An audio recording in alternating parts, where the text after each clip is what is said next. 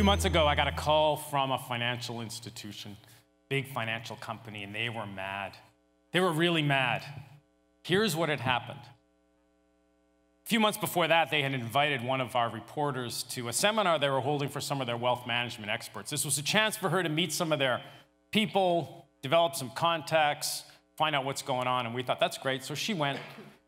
During the conference, the CEO walked in, and he started offering a pretty blunt assessment of the company, started talking about maybe closing some branch offices, had a fairly serious outlook, things he'd never said publicly. So our reporter came back to the newsroom, and she phoned the company back, and she said, you know, listen, I just want to check a couple of the comments that the CEO made, just to make sure I got it right. Well, all hell broke loose.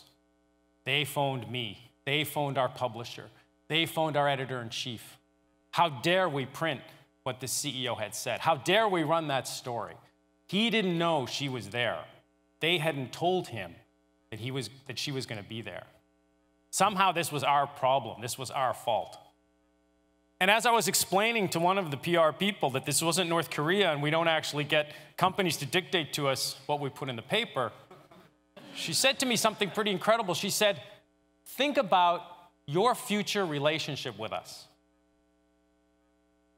Now, this isn't new. They're not the only company that's done this. We've had a major retailer in this country send us a letter from their lawyer telling us no one, from the chairman of the board to the CEO to any company executive, would speak to our retailing reporter. Why?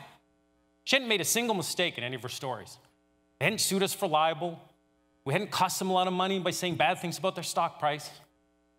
They just didn't like the angle she took.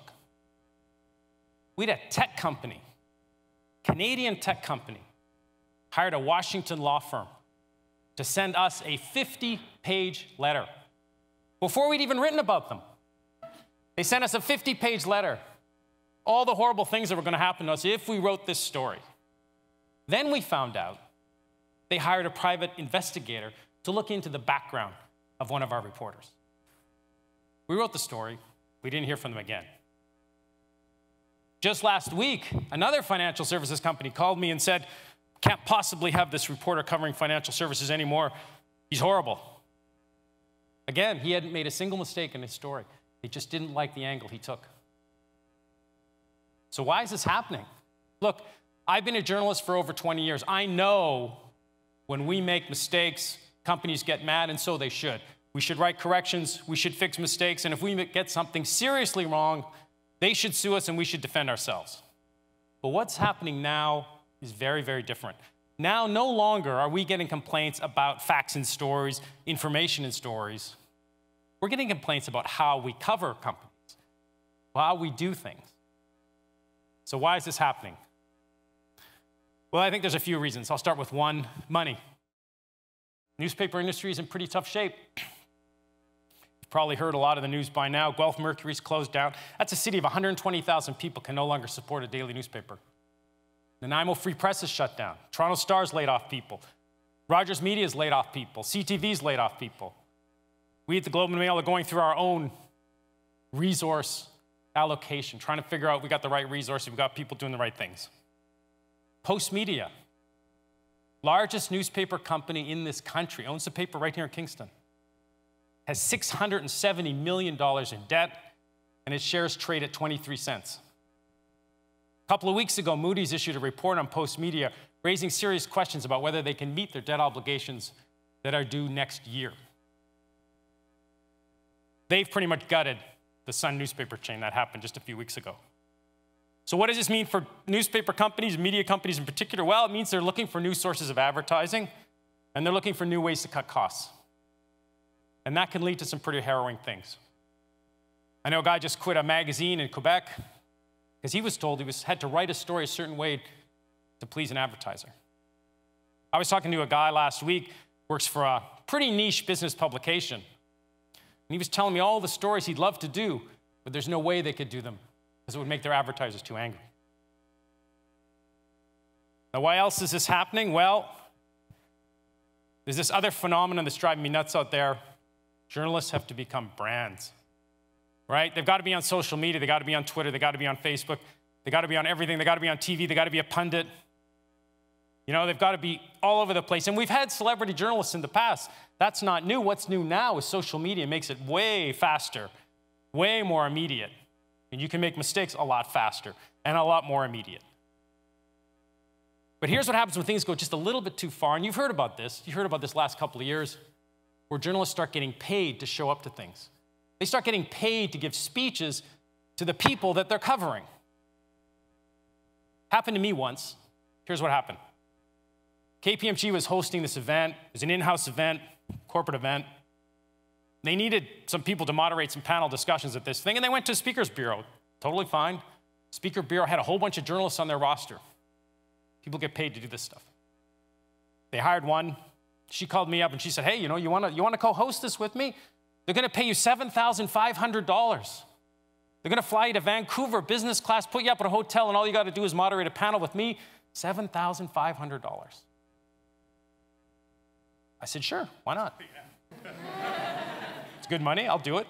A few days before we were supposed to fly out, I just happened to do a story about KPMG. They'd lost a court case.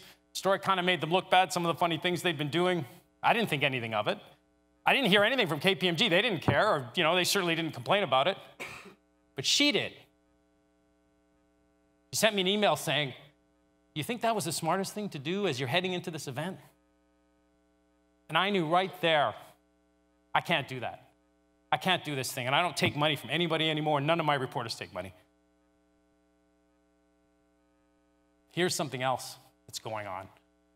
Public relations. I mentioned that earlier, that PR woman was trying to dictate to me what we could and couldn't print because they didn't like it. Companies have hired armies of public relations people. I think I read a stat not that long ago, but that for every journalist, there's 20 PR people. And I think it's more like 200 some days. And where do these people come from? Where do they hire their public relations people from?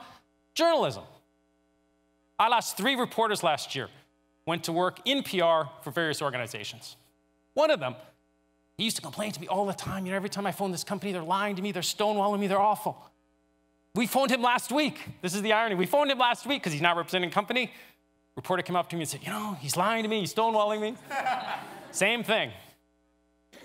Now, I guess I can't blame them. One woman who left, she's getting 3 times the money for where she went to. So I guess that happens. Another trend that I've seen way too much of since I've become editor of ROB, embargoes. I don't know how many of you know what an embargo is, but let me tell you what it is. It's evil, and I'm trying to stamp it out, and I know I'm fighting a losing battle, but here's how it works. All right? Company phones you up, and they say, hey, Paul, we got a big story. We got a hot story coming out.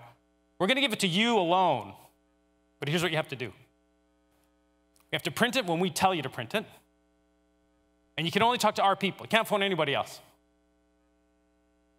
Now, sometimes that makes sense. Sometimes you want that edge. Sometimes it makes sense. But believe me, not very often. And now every single news release I get an inbox, my email full of embargoed press releases. Everything's embargoed now. Because companies now don't just want to control the message they're going to give you, they want to control when it's going to come out. So I'm saying no. And I've told my reporters we're going to start saying no. And there's a bunch of reasons why. The obvious one is we should be the ones to determine what goes out, what's newsworthy, what we want to cover, and when we want to publish it. Not them. But the other reason is it makes us lazy. Instead of looking for stories, we're just going to wait for them to come to us and let them tell us when to print it. How to print it, we'll just talk to them. They'll just do everything for us at that point. So I'm fighting the embargo battle. I turned down 2 last week, and they were shocked. My reporters are starting to turn them down as well. And maybe it'll work, and maybe it won't. I don't think it'll work, but I'll keep trying. But let me leave you with this. It is not all doom and gloom out there. I work with a group of amazing journalists who every day are digging for stories, trying to explain things, trying to figure out what's going on, particularly in these times. With the market's going crazy, the economy so-so, oil everywhere, everything everywhere. And you know, at the Globe and Mail, we have got a lot of high-profile people, right? We got Peggy Wente, we got Jeffrey Simpson, we got a lot of names that everybody knows about. But when I look at what subscribers read, when I look at what people will pay for online comes down to 5 people in our newsroom. And they write about investing. They write about how to make money. They write about what's going on in the market. They write about what ETF you should buy, what mutual fund you should buy. That's what people want to know. Information they can use. And the reason we can do that and the reason why they'll pay for that is because they view us still as a credible source. And if we lose that, if that gets corrupted, we're dead.